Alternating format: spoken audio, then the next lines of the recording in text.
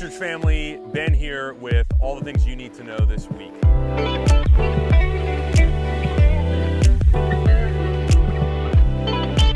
Well, I am here today outside of our church building because in just over 2 weeks, we are going to be finally gathering back together physically on a Sunday morning in our building. I'm going to share with you in a minute just a little bit more about what that's going to look like. But before I do, I want to tell you about an event that we are going to be wrapping up the summer with.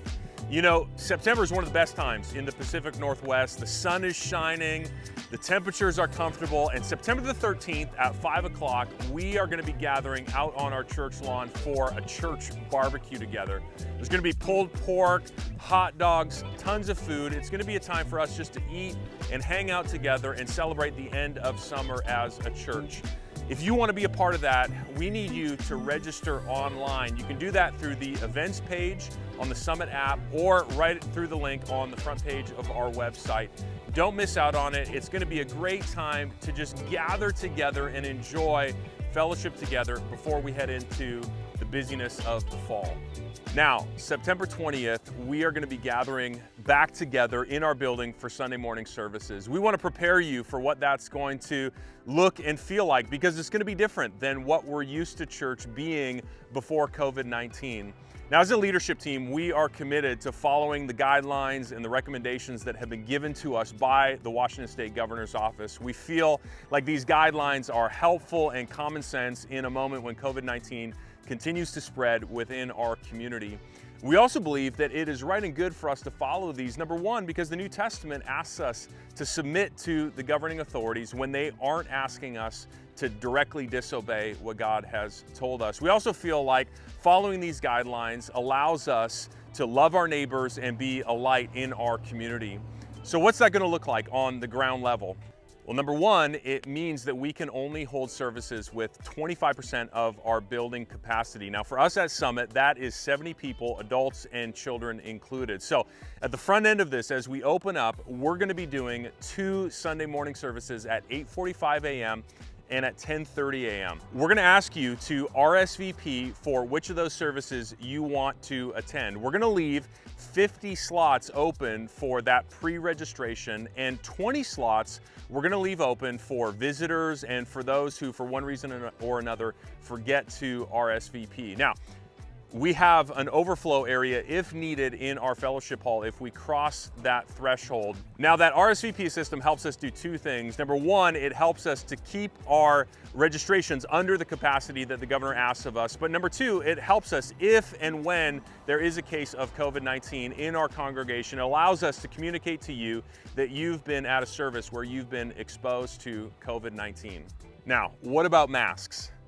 Yes, we are asking you to wear masks when you come to our Sunday gatherings. You know, for the last couple of months, this has been mandatory across the state. I think more and more of us are getting used to putting on some type of face covering just in the rhythms of our ordinary life.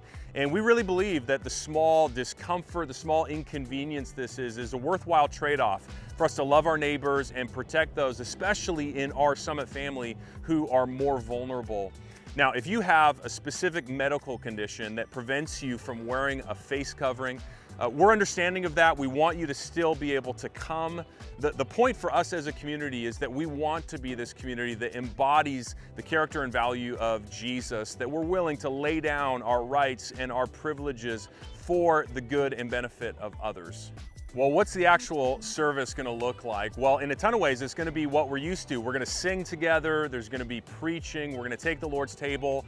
But in some ways, it's going to look a little bit different. You're going to arrive in the sanctuary, and if you've RSVP'd, you're going to walk into seats prearranged in a socially distanced way, and your name specifically is going to be on one of those seats.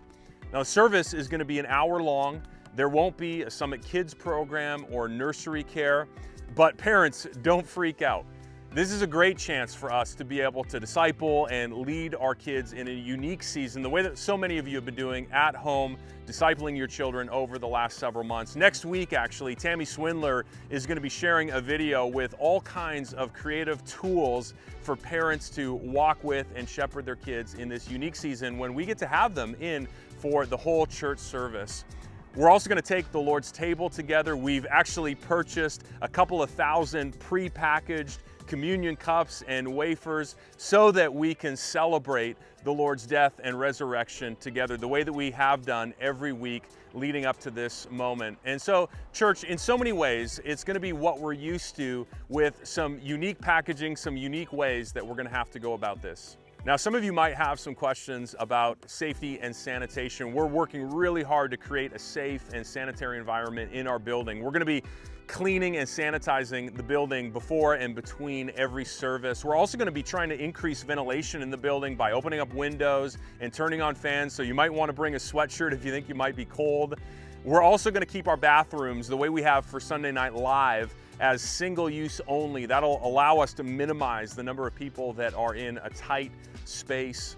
And lastly, we've put new hand sanitizing stations all around the building, so they'll be within arm's reach everywhere you go in the building of keeping yourself and your hands clean. Now, if for whatever reason you still feel uncomfortable with attending a Sunday in-person service, we want you to know that that is okay. Each of us need to make the decision in good conscience before the Lord on what is right for us and for our family. The key is that we want you to stay connected to us. There's a couple ways you can do that. Number one, we're going to be live streaming all of our services on Sunday morning. And so you can just follow us on YouTube, subscribe to our channel, and keep up in your own home. Secondly, though, we're going to be probably keeping some micro groups going throughout this time. And so if you feel comfortable fellowshipping with a smaller group of people on a Sunday morning around the online content, let us know. We're going to make ways for you to be able to do that. Church, in all of this, we so want Jesus to help us to stay united, connected to one another, loving each other through a unique and challenging season. We believe that God's going to pour out His grace on this church for us to continue to live around the gospel in community, on mission in the place that God has called us. Summit family, so looking forward to seeing you on the 13th for our barbecue and on Sunday morning the 20th for the relaunch of our Sunday morning services. Cannot wait for it.